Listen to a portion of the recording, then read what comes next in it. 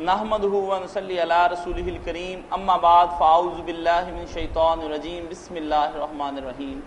حاضرین و سامعین السلام علیکم ورحمۃ اللہ وبرکاتہ۔ وعلیکم السلام۔ ہمیں کچھ ای میلز موصول ہوئی ہیں جس میں بہت سے سوال مولانا اسحاق صاحب سے کیے گئے ہیں۔ میں یکے بعد دیگرے وہ سوالات پڑھوں گا اور انشاءاللہ العزیز مولانا آپ کے سوالات کے جواب دیں گے۔ مولانا صاحب ایک سوال آیا ہے کہ کیا کوئی لڑکا اجنبی لڑکی کو خون دے سکتا ہے، اور اگر وہ کسی لڑکی کو خون دے دے تو کیا وہ اس کی بہن بن جائے گی، اس کے ساتھ اس کا نکاح حرام ہو جائے گا؟ اس کے بارے میں وضاحت فرما دیں۔ اس دور کا یہ مسئلہ بہت اچھا کیا پوچھا۔ خون دینے سے کچھ رشتہ نہیں بنتا۔ خون مجھ سے کوئی مانگے میں کسی بچی کو یا آدمی کو دے دوں تو وہ میرا کچھ نہیں لگتا، ایک ہمدردی ہے، دے سکتے۔ بھائی بننے والی بات جو ہے نا، بھائی بہن وہ دو ہی، یا ماں کے پیٹ سے پیدا ہوئے ایک ہی ماں کے بطن سے یا ایک باپ کے نطفے سے، وہ بھائی نسوی۔ ایک ہے ذات کہ دودھ پیا، وہ بھی اس عمر میں جب دودھ پر ہی گزارا تھا، جب کھانا کھانا شروع کر دیا پھر بھی پیتا پھر کوئی نہیں، 2 سال کی عمر کے اندر یا جب تک اس نے دودھ نہیں چھوڑا اس وقت تک کسی دوسری ماں کا دودھ پی لینا تو وہ بالکل اس کا اس طرح ہی بچہ ہے جیسے اس کے پیٹ سے پیدا ہوا۔ جو اس کے بھائی بہنیں ہوں گے وہ بھی بن گئے، باپ اس کا اس عورت کا خاوند جس کا باپ بن گیا۔ ما یحرم من النسب یحرم من، جو پیدا ہونے سے رشتے حرام ہوتے ہیں نا، کہ کسی کے گھر پیدا دودھ سے ہو جائے، دودھ پینا یا کسی ماں کے پیٹ سے پیدا ہونا بالکل برابر ہے، اور کچھ نہیں۔ خون دیتا رہے جو جی چاہتا کرے، کچھ نہیں، یہ ہمدردی سے نہیں رشتے بنتے۔ ساؤتھ افریقہ سے خالد بھائی نے یہ پوچھا ہے کہ میں ایک ایسی خاتون کو جانتا ہوں جو پہلے بہت برا کریکٹر رکھتی تھی، مگر بعد میں اس نے توبہ کی، اب وہ روزے بھی رکھتی ہے، نمازیں بھی پڑھتی ہے، اور اب وہ تمام دیگر امور جو وہ کرتی رہی ہے اس سے اس نے اجتناب برتنا شروع کر دیا۔ شکر اللہ نے ہدایت۔ لیکن اس خاتون کے سوال ہیں، وہ پوچھتی ہے کہ میں نے اپنے دور جاہلیت کے اندر زنا کیا اور اس کے بعد میرے پیٹ میں ایک بچہ رہ گیا، میں نے اس بچے کا ابارشن کروا دیا، اب مجھے یہ بار بار بات ستاتی ہے کہ میں نے ایک قتل کیا اور ناحق قتل کیا، کیا اس بچے کی پیدائش اس کی دیت مجھ پر لاگو ہے؟ اب میں اس کا کیا کروں؟ اس کے بارے میں مجھے وضاحت فرما دیں۔ الحمدللہ اللہ نے زندگی میں توبہ کی توفیق دی، چھوڑ دیا برائیں بالکل ٹھیک۔ اللہ رحیم ہے، مہربان ہے۔ سمندر کی جاگ کے برابر بھی گناہ ہو، آسمان کے تاروں جتنے، ریت کے ذروں جیسے، بعض آ جائے آدمی اللہ سے معافی مانگے، کرم پھیر لے، بہت حوصلہ ہے پروردگار کا۔ تو شکر ہے بچی کو یہ اللہ نے نصیب کر دی، اللہ اس پر استقامت دے، اسی پر رہ جمی رہتے۔ جو اس دور میں ہو گیا نا اس کا ذکر کرنے کی ضرورت نہیں، کوئی اشتہار نہ دینا لوگوں کو بتائے کہ مجھ سے یہ ہوا، جو چھپائے اس کو پردہ پوشی ہونی چاہیے۔ باقی جو بچہ ضائع کیا نا ہے تو قتل ہی، بچہ جو مارنا ہے کوئی نیکی تو نہیں، مگر کیا کرتی بدنامی سے ڈر سے وہ کر لی۔ تو اس طرح کا واقعہ جو ہے نا وہ تفسیر کی کتابوں میں آتا کہ حضرت ابو ہریرہ رضی اللہ تعالیٰ مسجد سے آئے فجر کی عشاء کی نماز کے بعد، تو دروازے پر ایک عورت کو کھڑے پایا، حجرہ میں چلے گئے، پھر خیال آیا کہ کوئی بہن کھڑی تھی، باہر آ کر پوچھا کیوں؟ اس نے بتایا کہ میں عورت ہوں، مجھ سے بدکاری ہو گئی تھی، بچہ تھا وہ بھی میں نے ہلاک کر دیا، میری توبہ ہے۔ انہوں نے کہا کوئی توبہ۔ اس نے چیخ ماری اور روتے ہوئے یہ کہا کہ اللہ نے مجھے یہ حسن آگ میں جلنے کے لیے دیا، کیوں بنایا مجھ کو اگر میں آگ میں جلا، میرا حال کوئی نہیں۔ تو بعد میں رسول اللہ سے جا کر بتا صاحب نے فرمایا تو نے بہت غلط جواب، کیوں ایسی بات کی؟ توبہ کے دروازے کسی کے لیے بند، تو انہیں اس کو کیوں یہ کہا کہ تیرا یہ توبہ کوئی نہیں؟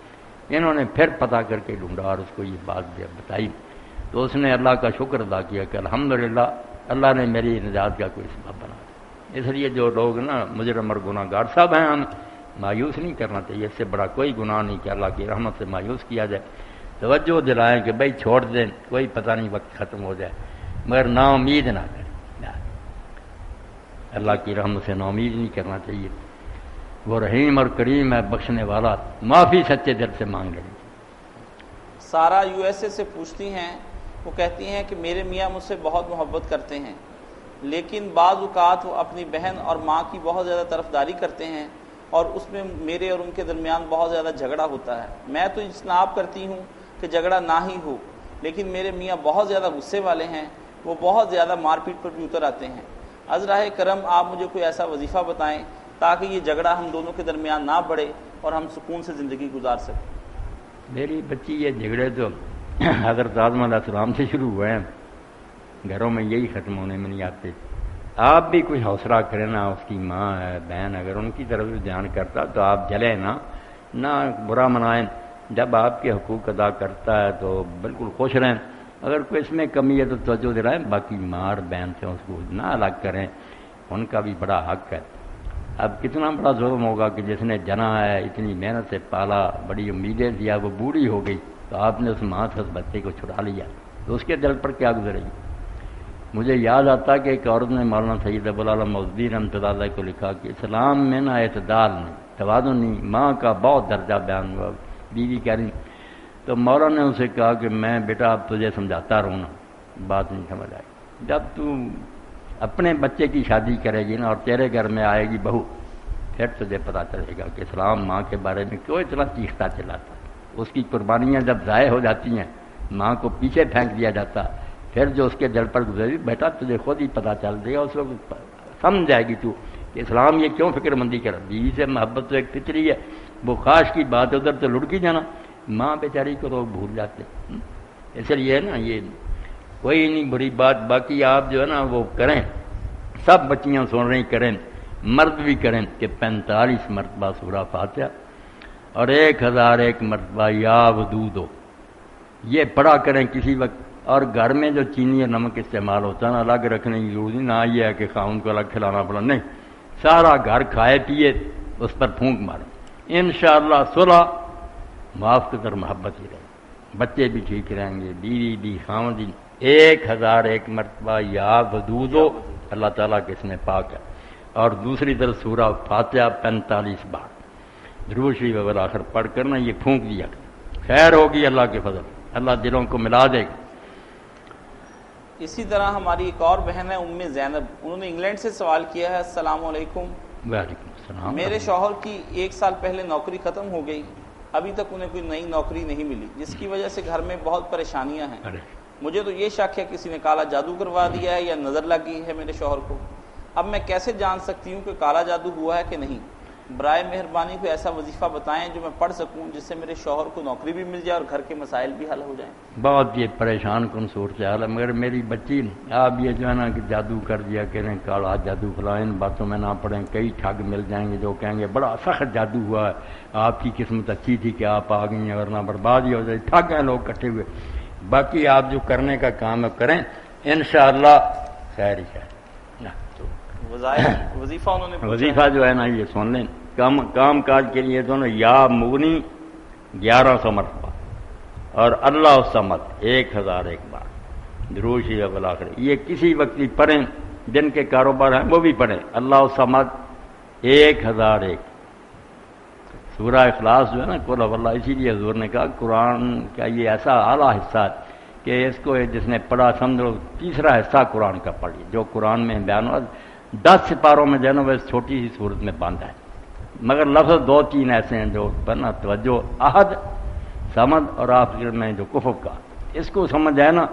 آپ ہندوازم پڑھیں، بدھ مت پڑھیں، عیسائی، ساری دنیا کے مذہب پڑھ جانا، جہاں جہاں ٹھوکر کھائیے یہ صورت اس کا علاج کرتی جاتی. اس لیے رسول کریم علیہ السلام ہر ایسے موقع پر جہاں توحید کے اعلان کی اس کو پڑھتے. مثلا فجر ہوتی، فجر کی پہلی 2 سنتوں میں آپ کا طریقہ قل یا ایھا الکافرون، دوسری میں قل. اور اسی طرح مغرب کی نماز دن گیا 3 فرض پڑھے، بعد میں 2 سنتیں، پہلی میں قل یا ایھا الکافرون، دوسری میں قل. دونوں میں اس میں نفی ہے کہ اللہ کے ساتھ کسی کو ہم نہیں پوچھتے. اس میں ہے کہ جس کو پوچھتے وہ کیا، اس کی کیا شان اور صفت ہے. صفت الرحمان اس میں بیان ہوئی. اسی لیے ایک صحابی جو تھے نا، ان کا لوگوں نے کہا کہ آپ نے حضور اس کو امام بنا دیا. یہ ہر رکعت میں نا جو جی چاہے پڑھے، مگر اس کے ساتھ قل هو اللہ ضرور پڑھتا ہے. ہم نے اس سے کہا کہ یا یہ پڑھ لیا کر یا کوئی اور سورت پڑھ. یہ بس ہر رکعت میں نا کچھ اور پڑھتا اور اس کے ساتھ اخلاص. آپ نے پوچھا کہ تیرے ساتھی یار یہ کہتے ہیں کہ سورہ اخلاص کی بجائے اور بھی پڑھ لے تو کافی ہے نماز کے لیے، کیوں کرتے؟ تو اس نے کہا اللہ کے رسول اس میں صفات الرحمان میرے رب کی جو شان بیان ہوئی ہے اس طرح آ رہا طریقے مجھے یہ صورت بہت پسند ہے محبت ہے تو آپ نے فرمایا اس صورت سے محبت نے تجھے جنت میں داخل کر دیا یہ کوئی چھوٹی صورت اس لیے یہ نا توحید کی جو احرام باندھے وہاں بھی یہی مناسب ہے کہ احرام کی 2 رکعتیں جب پڑھے قل یا ایھا الکافرون شرک کا بالکل سر قلم کر دے کوئی نہیں جس کو میں پوچھوں ایک خدا اور قل هو اللہ اور طواف کعبہ کے بعد بھی سنت ہے جب طواف کرے 2 رکعتیں پڑھے یہی 2 صورتیں پڑھے جی تو جو ہے نا کیا ورد پوچھا جی ورد پوچھا انہوں نے وہ بتا دیا ہاں آپ نے یہ جو ہے نا کہ یا مغنی 11 اور اللہ سمجھ 1000 یہ کاروبار کے لیے باقی جو جادو کا شبہ ہے نا سورہ اعراف 7واں رکوع اور اس کی پہلی آیت ان ربکم سے لے کر وہاں پڑھنا ان رحمت اللہ قریب من سب نوٹ کر رہے ہیں یہ آیتیں روزانہ پڑھ لیا کریں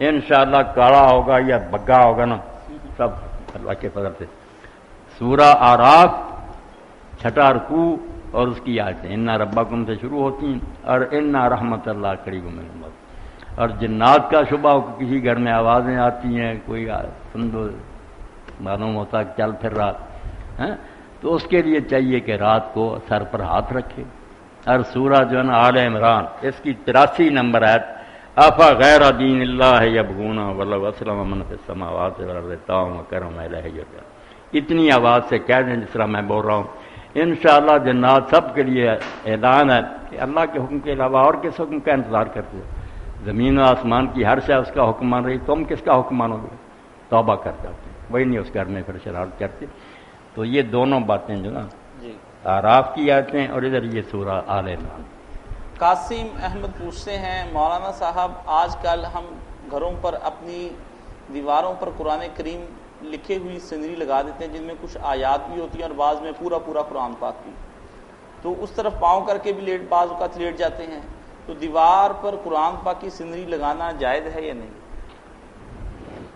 اتنا جو ہے نا وہمی اور شکی ہونا اس کی کوئی ضرورت نہیں نیچے الماریوں میں ہوتے ہیں یہ گھر میں پڑے آدمی چھت پر چڑھتا ہے یا سینریاں لگی ہوئی پاؤں بھی ہو جائیں تو کچھ نہیں بات بعض لوگوں نے جو جعلی ادب کی وجہ سے کہا نا کہ اگر قبرستان مشرق کی طرف ہو اور میت کو لے جا رہے ہیں تو پھر اس کے پاؤں کعبہ کی طرف ہو جائیں گے سر ہوگا مشرق تو یہ الٹا کرو اس کو کہ سارے ادھر کرو پاؤں ادھر کو کیا باتیں ہیں یہ ایسا دین ہے میں اور آپ چل رہے ہیں کعبے کو پوچھتے ادھر کو جا رہے ہیں تو اب ہم الٹے چلے یہ ادب ادب کوئی نہیں کچھ عقل سے کام ہے بے ادبی دل سے تعلق رکھتی ہے اگر کوئی گستاخی کرتا نیچے پھینکتا وہ ورنہ قرآن میں جدھر پڑھا کوئی نہیں اگر پاؤں کر لیے کسی نے اس لیے نہیں کہ قرآن کی طرف کرو ویسے آرام کے لیے کچھ نہیں آگے جی مولانا صاحب ایک پوچھتے ہیں دوست کہ میری والدہ محترمہ اس سال حج کی سعادت کے لیے جا رہی ہیں اللہ نصیب کرے قبول فرمائے آسان کر وہ پوچھنا چاہ رہی ہیں کہ کیا احرام کی حالت میں چہرے کا پردہ بھی ضروری ہے یا چہرے کا پردہ کرنا ہی نہیں وہ لوگ میری بہن کہتے ہیں نا کہ حرام میں عورت کے لیے چہرے کا پردہ نہیں بلکہ حرام ہے پردہ کرنا اور اگر کرے تو پھر اپنی طرف سے جعلی بات بنائی کیونکہ دل تو چاہتا نا کہ میرا چہرہ دوسرے لوگ نہ دیکھے پھر اس کا حال یہ کیا کہ اس طرح نے ایک پنکھی باندھے آگے چھجا سا اس کے آگے کپڑا لٹکائے تاکہ چہرے سے دور رہے چہرے کو مس نہ کرے سب تکلفات ہیں بناوٹی باتیں کچھ فائدہ نہیں ان کا بالکل نہ وہ نہ کوئی ایسا منع جو ہے نا وہ نقاب جو مستقل برقع نا یہ فیشن میں شمار ہو یہ پردے کی وجہ سے نہیں فیشن یہ زینت کا لباس وہاں درویشی سادہ لباس یہ اتروا دیا گیا کہ وہ نا فیشنی لباس برقعے وغیرہ نہ پہنے باقی جو چادر ہے نا اوپر وہ ایسا رضی اللہ تعالیٰ سماعت کہتی ہیں کہ جب آتے تھے کوئی مسافر اپنے چہروں سے یہ اس طرح نیچے کر رہے تھی گھونگھٹ نکال لیتے وہ جائز ہے بے شک چہروں کو لگے کوئی بات نہیں جائز ہی جائز ہے مستقل جو ہے نا کہ منہ ڈھانک کر رکھنا جیسے باہر عام حالات میں یہ نہیں درست اور دوسرا نقاب سے نہیں چادر سے کر رہے وہی حرج نہیں ہے ام سفیان کینیڈا سے پوچھتی ہیں مولانا صاحب مجھے یہ بتا دیں کہ نماز قصر کی مسافت کتنی ہے اور کتنے دن تک ایک مسافر نماز قصر کر سکتا ہے ام سفیان بچہ نہ تو دین میں یہ آیا کہ مسافت کتنے میل جانا ہو اب اس بارے میں چونکہ دین نے کچھ بتایا نہیں تھا یہی کہا جب تم سفر کرو یعنی اپنے کام کاج چھاڑ کر کسی نئی طرف جاؤ تو حضرت عبداللہ بن عمر رضی اللہ عنہ تو 1 میل پر بھی کر لیتے تھے کہ اللہ نے چھٹی دی ہے، ہم یار کیوں تنگ کریں اپنے آپ. کوئی 12 میل کو اس سے آگے 96 تک گئے ہیں لوگ. اپنا اپنا ذوق ہے، کتنا سفر ہے. تو ایک بریج سفر جو ہے نا یہ 16 میل ایک طرف، یہ مناسب ہے. شاہ ولی اللہ فرماتے ہیں یہ جو نا ایک پیدل آدمی کے لیے جانا، کچھ دیر وہاں ٹھہرنا، پھر واپس آنا دشوار ہے. ایک منزل بن جاتی ہے. اگر اتنا کر لینا تو بالکل رخصت ہے، اللہ کی دی ہوئی چھٹی سے فائدہ اٹھائے، خوش ہو کر پڑھے. فرض پڑھنے ہیں، سنتیں فجر کی اور عشاء کے ساتھ وتر. باقی جو 4 رکعتی نماز وہ 2 پڑھنی، ان کے ساتھ سنت نفل کوئی نہیں پڑھنی. باقی دنوں کے بارے میں پوچھنے دن بھی نہیں بتائے کہ کتنے دن ٹھہرے. تو اس لیے امام ابن تیمیہ ابن قیم کہتے ہیں یار یہ جو کہتے ہیں کتنے دن ٹھہرے پھر وہ مسافر نہیں رہتا. کہاں یہ بات آئی؟ یا تو وطن بدل لے کہ چلا ہی وہاں گیا کاروبار، پھر ٹھیک ہے پہلے دن ہی پوری شروع کرے. اور اگر وہ عارضی ٹھہرا ہوا اور اس نے ارادہ کہ چلے جانا یہاں سے تو مسافر ہی مسافر. 2 سال اور 6 مہینے بھی کئی جگہ صحابہ نے یہ کفر. ان چیزوں پر راضی ہو کر نا کھلے دل سے عمل کرنا چاہیے کہ اللہ نے ہم بندوں پر نرمی کیا، ہم کیوں جان بوجھ کر تنگ. مولانا صاحب زبیر احمد صاحب انگلینڈ سے پوچھتے ہیں، میرا آپ سے ایک چھوٹا سا سوال ہے. قرآن کریم میں آتا ہے کہ نبی کریم صلی اللہ علیہ وسلم کو کہا گیا کہ نبی ان سے کہہ دیجئے کہ میں بشر ہوں، لیکن ہمارے اہل سنت بھائی انہیں نبی کریم صلی اللہ علیہ وسلم کو نور کہتے ہیں. اتنا واضح بیان ہونے کے بعد کیا کوئی مغالطہ رہ جاتا ہے؟ اگر ہے بھی تو کیا کوئی احادیث ایسی آئی ہیں جن سے ان کو یہ مغالطہ ہو گیا کہ نبی کریم صلی اللہ علیہ وسلم بشر نہیں بلکہ آپ علیہ السلام نور ہیں؟ اس کے بارے میں وضاحت فرمائیں. زبیر احمد میرے بھائی، جو باتیں قرآن میں آئی نا ان کا منکر کوئی نہیں. جاہلوں کی باتیں اور ان پڑھ ہر گروہ میں جو مرضی کہتے پھرے. خود مولانا احمد رضا خان بریلوی رحمۃ اللہ نے کہا کہ جو بشر ہونے کا انکار کرے گا کہ حضور بشر نہیں، مسلمان رہ جائے گا، وہ پکا کافر ہے. قرآن کی نص ہے، بار بار ہے کہ نبی بشر ہے.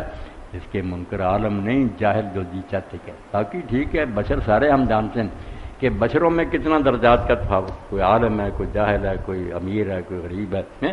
اس طرح جو نبی ہے وہ تو آسمان کی بلندیوں پر اتنا اونچا کہ ہم سوچ بھی نہیں سکتے کتنا اونچا مقام. وہ الگ ہے کہ درجات میں مگر ہیں بشر.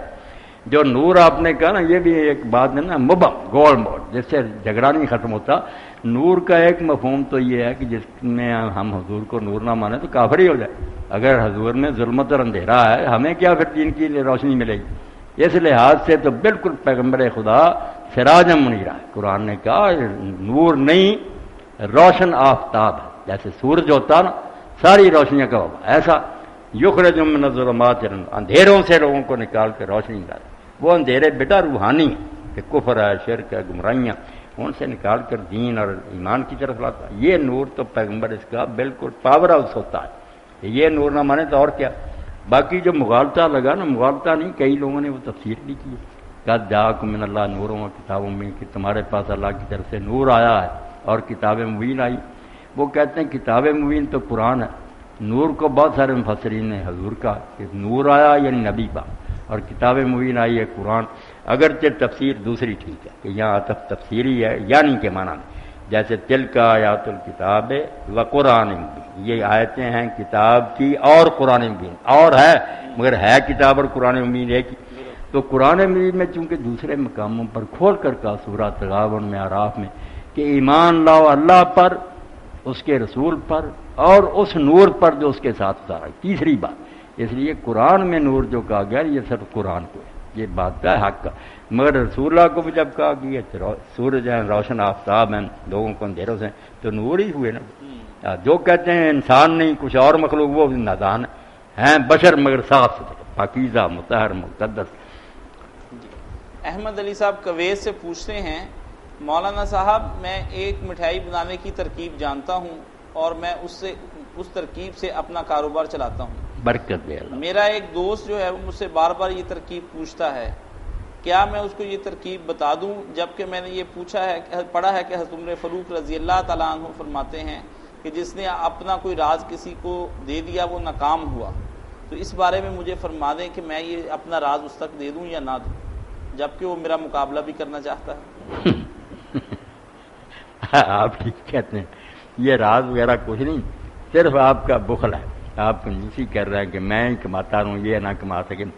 آپ اپنا دل کھلا کریں، اللہ رازق ہے، آپ کو بھی بہت دے گا، وہ بھی دکان کھول لے گا انشاءاللہ، اس کی قسمت کا بھی اس کو ملے گا۔ کوئی ایک دوسرے کی قسمت نہیں چھین سکتا، جو آپ کو ملنا وہ مل کر رہے گا، وہ دکان کھولے یا نہ کھولے، اور اگر نہیں نہ ملنا نہیں ملنا، ہزار جتنا آپ کرنے وہ نہیں آپ کے پاس آئے۔ تو آپ اپنے بھائی کی مدد کریں، اس کو بھی بتا دیں، تو اللہ سے دعا کریں کہ اللہ اس کو بھی رزق حلال کھلا دے، آپ کو بھی رزق فراواں دے۔ انشاءاللہ اللہ واسع علیم، اللہ کے خزانے بھرپور ہیں اور وہ سب کے حالات کو جانتا، دے گا سب۔ بتا دیں اس بیچارے کو بھی، اس کے بال بچے کے لیے آپ کو انشاءاللہ اللہ تعالیٰ بہت دے گا، جی فکر نہ کرے اس کے دکان کھولنے سے آپ کا کاروبار جو ہے نا متاثر ہوگا، نہیں، فضل فرمائے گا اللہ۔ ایک اور دوست کویت سے یہ بات پوچھتے ہیں، مولانا صاحب ہمارے دوستوں کے درمیان ایک بات بہت نزاع کا باعث بنی ہے کہ میرا ایک دوست انگور بیچنے کا کام کرتا ہے، کچھ لوگ ہم سے وہ انگور اس لیے لے جاتے ہیں کہ وہ انگور کھائیں اور کچھ اس سے شراب بناتے ہیں۔ ہمارا آپس میں اختلاف ہے کہ جن لوگوں کو ہم جانتے ہیں کہ وہ اس سے شراب بنائیں گے ہم ان کو انگور نہ دیں، دوسرے کہتے ہیں کہ نہیں ہم انگور بیچیں گے، کوئی شراب بنائے یا وہ انگور اکیلے کھائے وہ اس کا ذمہ ہے۔ اس بارے میں آپ ہماری رہنمائی فرمائیں کہ جن لوگوں کے بارے میں ہم جانتے ہیں کہ وہ شراب بنائیں گے اور ہم انہیں انگور سیل کر رہے ہیں تو کیا ہم گناہ گار ہوں گے اللہ کے نزدیک؟ صحیح بات تو یہ کہ اگر آپ کو یقینی علم ہے کہ انہوں نے حرام چیزیں تیار کریں گے پھر ان کے مددگار نہ بنیں، اس میں آپ تعاون نہ کریں۔ اگر نہیں پتہ اپنے طور پر لوگ جا کر کیا کچھ کرتے ہیں، یہ جاسوسی کرنے کی آپ کو کیا ضرورت؟ اپنی حد تک آپ جو جانتے ہیں نا کہ یہ شراب ہی بنائے گا ضرور، اس کو نہ دیں، یہی ٹھیک بات۔ ہاں بھائی سے یہ وضاحت ہو گئی کہ جو شخص شراب بناتا ہے اور اس کے بارے میں آپ کو علم ہے، پکا ہے، آپ اسے پکا اور علم بھی بہت پکا ہے، تو پھر آپ برائے مہربانی اسے انگور مت دیں۔ مگر اس میں اتنی گنجائش بھی ہے نا کہ اگر آپ سمجھتے ہیں کہ ضرور نہیں کہ سب سے یہ شراب ہی بنایا، ہو سکتا ہے کچھ انہیں کھانے پینے بھی ہوں، تو آپ کے حصے کے جو ہے نا شاید کھا پی رہے، اتنا پریشان ہونے کی ضرورت نہیں۔ آپ کھلا حرام جو ہے نا اس سے بچا کریں، یہ کوئی بات نہیں، اللہ مدد کرنے والا، ہمارے چھوٹے موٹے قصور معاف کریں۔ جی ایک اور صاحب پوچھتے ہیں کہ مولانا صاحب یہ فرما دیجئے، آج کل جو بولی کے ذریعے سے چیزیں حاصل کی جاتی ہیں یا نیلامی لگتی ہے، تو کیا ہم وہ چیزیں حاصل کر سکتے ہیں؟ نیلام عام ہوتا ہے، اس میں چیزوں کی بولی لگتی ہے۔ نیلام میں عام کس طرح ہوتا ہے کاشف بچہ؟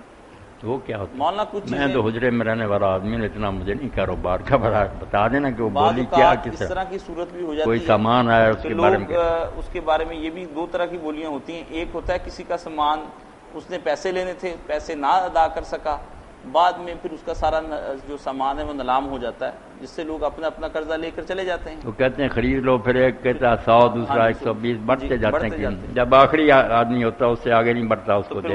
یہ جائز ہی، کوئی حرج نہیں، درست۔ اس کو کہتے ہیں بے حرم نہیں یزید، کوئی ہے جو خریدے زیادہ قیمت، اس نے اتنی لگائی کوئی اس سے بڑھ کر دیتا، جائز ہے، کوئی حرج نہیں۔ مولانا صاحب کچھ لوگ یا علی مدد کا نعرہ لگاتے ہیں، اس کے بارے میں آپ وضاحت فرما دیں کہ کیا وہ حضرت علی رضی اللہ تعالیٰ عنہ کو حاضر ناظر جان کر ان سے مدد حاصل کرنے کے بارے میں کہتے ہیں یا محبت کے بارے میں؟ کچھ لوگ کچھ یہ تو بچہ وہی جان جانور کیوں ایسا کام کرتے ہیں جو نہ دین میں آیا، نہ علی علیہ السلام نے کہا، نہ ان کی اولاد نے کہا۔ اللہ تھوڑا، اللہ کہیں چلا گیا یا بوڑھا ہو گیا یا ریٹائر ہو گیا کہ اس کو نہیں پکارتا، ادعوا اللہ مخلصین لہ الدین۔ قرآن نے کسی کو پکارنے کا نہیں کہا، نبی علیہ السلام کو ہی نہیں پکار سکتے، درود شریف پڑھ سکتے ہیں، یہ پکارنا جو ہے نا کہ مدد کرے، اللہ کے رسول بھی اللہ سے مدد مانگتے تھے، ہمیں بھی یہی حکم۔ آئرلینڈ سے ناصر صاحب پوچھتے ہیں، مولانا صاحب سور تو پورے کا پورا ہی حرام ہے، لیکن بعض لوگ یہ پوچھتے ہیں کہ اس کی تھوڑی بہت مقدار اگر استعمال بھی کر لی جائے تو کوئی حرج نہیں، کیا یہ ہے کہ اس کی پوری مقدار، بڑی مقدار حرام اور چھوٹی مقدار جو ہے حلال؟ کس کی؟ سور کی۔ سور؟ ہاں جی۔ توبہ، اس کی کیا مقدار حلال ہوگی؟ کوئی سور حرام ہی حرام۔ البتہ یہ بات ہے کہ جس طرح ہم سختی کرتے ہیں کہ اس میں سور کے بال ہیں برش میں، یا جو چربی سور کی لگی ہوئی ہے، یا کھال سور کی ہے، اتنی سختی نہیں کرنی چاہیے۔ امام مالک رحمۃ اللہ علیہ کا مذہب ٹھیک ہے کہ کسی جانور کی کھال ناپاک نہیں، کل حین طاہر، ہر شے جس میں اللہ نے زندگی کی پیدا کی، نہ کتا ہے، خنزیر ہے، وہ کھانے وغیرہ حرام ہے، مگر اس سے فائدہ جو اٹھانا کہ اس کی کھال رنگ کے اس سے بنا لیا جائے ڈول مشکلہ وغیرہ، یا قاضی ابو یوسف کہتے ہیں ان بالوں سے برش بڑا، جانور کو خود ہی سمجھنا کہ یہ ناپاک ہے بری بات ہے، اللہ تعالیٰ نے اس کو پیدا کیا، اس کا کھانا حرام کیا، یہ ٹھیک بات بہت اچھی ہے کہ لوگ فائدہ اٹھا لیں، کھال بھی برتنے بال بھی برتنے، مگر یہ جو نا چربی کھانی پینی یہ گوشت وغیرہ کھانا نہیں، کھانا بالکل حرام۔ عائشہ پوچھتی ہیں کہ میرا ایک دانت ٹوٹ گیا ہے، اب میں نے سونے کا دانت لگوا لیا ہے، برائے مہربانی یہ وضاحت فرما دیں کہ کیا سونے کا دانت لگانے کے بعد اگر میں وضو کروں تو وہ وضو باقی رہ جائے گا؟ کچھ لوگ کہتے ہیں کہ نہیں، سونے کا دانت لگانے سے وضو نہیں ہوتا۔ یہ جو کہتے ہیں نا کہ سونے کا دانت لگانے سے وضو نہیں، انہوں نے دین تنگ کر دیا، لوگ بیچارے چھوڑ گئے کہ پھر یار کب ہم بار بار اتارتے رہیں، ایسی باتیں کہنے کا کوئی تو جب لگوا لیے سونے کے دانت وہ پختہ جمے ہوئے تو بالکل وضو درست ہے، نماز بھی ٹھیک، کوئی اتارنے کی ضرورت نہیں، خیر ہی خیر۔ ویسے مولانا سونے کے دانت لگوانے جائز ہیں؟ دانتوں کے لیے بعض اوقات نا یہ حدیث ابو داؤد سے سونے سے ہی رہتے ہیں، چاندی وغیرہ سیاہ ہو جاتی ہے نا پھر، اس لیے دانتوں پر لگوا لیں کوئی بات۔ ٹھیک۔ ناصر صاحب آئرلینڈ سے پوچھتے ہیں، مولانا صاحب آپ کے خطبے سنتا ہوں اور بہت دین کا فہم حاصل کر چکا ہوں، اللہ تعالیٰ آپ کو جزائے خیر دے اور صحت کاملہ عاجلہ عطا فرمائے، آمین، اللہ آپ اور کو بھی آپ کے خوش لیے دعا رکھے، گو رہتا ہوں۔ چھوٹا سا مسئلہ پوچھنا چاہتا ہوں کہ کبھی کبھی وضو کے بعد نماز میں ایسا محسوس ہوتا ہے کہ پیشاب کے قطرے نکل گئے ہیں، اس صورت میں کیا نماز توڑ دوں اور جا کر دوبارہ وضو کروں یا کوئی وضو برقرار رہے گا؟ ایک تو میرے بھائی ہے شک کہ ہوا خارج ہو گئی ہے، قطرے نکل گئے، حالانکہ نکلا کچھ بھی نہیں، نہ کسی جگہ کوئی پانی کے قطرے نظر آتے ہیں، کچھ نہیں، ایسے وہم کے پیچھے نہیں پڑنا۔ اگر آپ اس کے پیچھے لگ گئے نا وضو کرتے رہے تو پھر یہی شیطان کہتا رہے نکل گیا نکل گیا، کہ آپ کا وضو رہ گئی۔ جب پختہ ہو جائے نا، جیسے آپ نے کہا جب ہوا کی آواز آئے ٹھا یا بدبو، اس وقت تک نہ سمجھو کہ کچھ ہوا، گڑگڑ ہوتی دھونے دو، یقین ہی ہو جائے نا کچھ نکلا پھر ٹھیک۔ تو مولانا جن لوگوں کو بعض اوقات یہ بیماری ہوتی ہے تو وہ لوگ کیا کریں؟ بس وہ ایک مرتبہ وضو کر لیں، بے شک وضو کے دوران بھی ٹوٹتا رہے، کوئی بات نہیں، وہ ان حصوں پر پانی بہا لیں، نماز پڑھی۔ اور اسی طرح جن کو ہوا وضو کے درمیان بھی وہ بھی ایسا ہی کریں، جن کو بیماری ہوگی نا وہ معذور ہے، اب ان کا کوئی نہیں گناہ۔ ٹھیک ہے۔ مولانا صاحب آپ نے ایک حدیث سنائی تھی کہ نبی کریم صلی اللہ علیہ وآلہ وسلم نے ٹخنوں سے اوپر شلوار رکھنے کا حکم دیا، لیکن اسی کے ساتھ آپ اس بات کی بھی وضاحت کر دیں کہ ایک اور حدیث میں حضرت ابوبکر صدیق رضی اللہ تعالیٰ عنہ کو کسی بنا پر اجازت بھی دی تھی، وہ اجازت کس بنا پر تھی؟ نہیں، اس میں تو خود ہی آتا کہ انہوں نے کہا میں کوشش کرتا رہتا ہوں کہ تہ بند کو اوپر رکھوں، ٹخنوں سے نیچے نہ، مگر پتلے سے نا دبلے تو پھر کھسک جاتا نیچے، تو آپ نے فرمایا تو ان میں نہیں جو تکبر سے ایسا کرتے ہیں، باوجود کوشش کے اگر نیچے ہو جاتا پھر کوئی وہ کوشش کہتے کرتا رہتا، یہ نہیں کہ کھلی چھٹی دے دیجیے۔ ایک ساتھی پوچھتے ہیں یہیں سے کہ صبح فجر کی نماز کی کوشش کرتا ہوں کہ جماعت سے پڑھوں، زیادہ تو یہی ہوتا ہے کہ نماز قضا ہو جاتی ہے، بڑا پریشان ہوں، دعائیں بھی مانگتا ہوں کہ صبح جاگ آ جائے، آنکھ ہی نہیں کھلتی، آنکھ تو سورج کے نکلنے کے بعد کھلتی ہے، مہربانی کوئی حل بتائیں جس سے روزانہ فجر کی نماز جماعت کے ساتھ پڑھ سکوں۔ حل تو ہے مگر اس کے لیے قوت ارادی چاہیے، آدمی اپنا ارادہ پختہ کرے کہ میں نے یہ کام کرنے ہی کرنے، اور اللہ سے مدد مانگے پھر ٹھیک ہے۔ ایک تو سوتے وقت آپ سب لوگ نا سورہ کہف جو ہے نا، جو جمعہ کے دن پڑھنا بھی سن رہا، اس کی آخری آیتیں جو نا ان الذین آمنوا وعملوا الصالحات کانت لہم جنات الفردوس نزلا، اور آخری وہ ہے قل انما انا بشر مثلکم، وہاں سورج ختم ہوتی، یہ سوتے وقت پڑھ، اور پڑھنے کے بعد اپنے کو کہیں میں کنویں ساکھ کتنے بجے جاگنا، یا کہ اللہ تعالیٰ اتنے بجے جگانا، تو آپ خود دیکھیں گے کہ جیسے آواز آتی ہے نا اور کان پکڑ کر دیا جائے، آپ کو سوتے نہیں رہنے دیا جائے، بعد میں آپ نہ اٹھے تو آپ کی اپنی کم بختی ہے، جگایا ضرور جائے۔ یہ سورہ کہف اور آخری آیات دن، یہ آیتیں تو وہ ہیں بیٹا جن کے بارے میں حضور نے کہا کہ یہ کہف کی پہلی 10 اور اس کی آخری 10 جو یہ پڑھتا رہے گا، یہ مضمون ذہن میں رکھے گا، دجال کا فتنہ جس سے بڑا فتنہ ہے زمین پر کوئی پیدا نہیں، کافر کر دے گا، وہ بھی اس کو نقصان نہیں پہنچا سکتا، تو یہ آیتیں پڑھ کر سوئے جاگ آئے گی۔ اور دوسرا کوتاہی کا علاج یہ ہے، اگر کرنا ہے تو آپ کہتے ہیں نا جماعت چھوٹ گئی، یہ چھوٹ گیا، اپنے ذمے کچھ لازم کر لے کفارہ، کہ اگر بعد نماز پڑھی میں نے 5 روپے اللہ واسطے دے دیں، اور پھر سر پکے رہے، ہاں دیتے جائیں. ایک دو نمازیں گزریں گی ابلیس نے خود کہنا یار کتنی خیرات اٹھ پڑ. اگر کرنے کا ارادہ جو نیکی نہیں نہ ہو رہی اس میں یہ فیصلہ کریں کہ اگر میں نے یہ کام نہ کیا تو اتنے پیسے اللہ کی راہ میں دے دیں, ایک ہو دو جتنی بے شک کم سے کم, مگر وہ کرے پھر ضرور اللہ کے فضل سے نا. جیسے کئی نیک لوگوں کے بارے میں آتا کہ وہ تہجد کے لیے نہ اٹھے, اب وہ روتے رہے اور انہوں نے 12 کی بجائے نہ سورج نکلے کوئی 10-20 زیادہ پڑی. ابلیس نے 2 دن بعد ہی آپ آ کر کہنا شروع کیا اٹھ یار تہجد پڑھ. وہ بے ایمان خود ہی پھر جگا اٹھا. جو تو اپنی اصلاح کرنا چاہتے ہیں نا بیٹا, اس کے لیے دین نے جو کفارے مقرر کیے ہیں کہ یہ غلطی ہوتی ہے اتنا تاوان دو, وہ اسی لیے کہ نفس کے لیے جو نا دولت خرچ کرنا بہت مشکل ہے. اس لیے جب وہ اپنے ذمہ لگا دیتا نا کہ اگر میں نے یہ نیک کام نہ کیا تو اتنے پیسے اللہ کی راہ میں دے دیں, انشاءاللہ توفیق ہو جائے گی. بالکل آپ کریں گے. ایک صاحب یہ پوچھتے ہیں جو آپ وظائف قرآن و سنت سے ہٹ کر بتاتے ہیں اس کی آپ کے پاس کیا دلیل ہے؟ یہی بہت بڑا مواد تھا جو ہمارے سلفی حضرات کے دنوں میں, یہ سنت سے ثابت ہونا. یہ سمجھے نہیں کہ سنت میں یہ کوئی پابندی نہیں کہ دعائیں بھی وہی کرو جو آپ نے کیا اور نہ کوئی نہیں. آپ سب کچھ کر سکتے, صرف وہ دین کے خلاف نہیں ہونی چاہیے, شرک بے نہیں ہونا. اس لیے میں فرق کرتا ہوں کہ یہ دعائیں یا ذکر مسنون ہیں حضور سے آئے, یہ معصور ہیں صحابہ کرام سلف صالحین نے کیے, وہ بھی بہت نیک ہیں بالکل توحید والے پکے. اور یہ علم ہمیں ہاروت اور ماروت دے کر گیا ہے. ان کے بارے میں لوگوں نے جھوٹی باتیں بنا لی کہ وہ جادو لے کر آئے تھے کنویں میں الٹے, نہ وہ فرشتے تھے. فرشتے غلط علم لے کر آتے, جادو تو کفر ہے. وہ یہ پاک علم لے کر آئے تھے جس کو نوری علم کہتے ہیں نا. جادو کا توڑ بیٹا سکھا گیا کہ اگر تم جائز کام کرنا چاہتے ہو تو بجائے کفر شرک کے یہ پاک کر لیں. اس لیے جو بچے آ رہے ہیں نا ایسے علم کے, یہ تعویذ کرو, یہ اس کا بقایا جو وہ علم دے گا. یہ علم خواص کلمات ہے کہ اس کلمے کی کیا تاثیر. یہ بہت پاکیزہ علم ہے, لوگ شرک اور کفر سے بچیں, اس سے اپنے کام چلائیں, اور جو کرے گا اللہ کے فضل سے مراد پائے.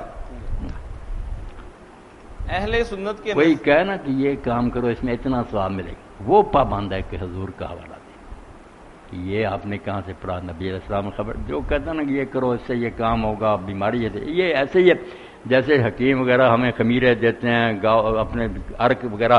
اب یہاں کوئی جھگڑا کرے کہ خمیرہ گاؤزمان کھانا کہاں حدیث میں ہے, عرق یہاں, بھائی نادان ہو. یہ راج معالجے کی باتیں ہیں. جب ذکر اذکار ثواب کے لیے کریں وہ ٹھیک ہے, ثابت ہونے.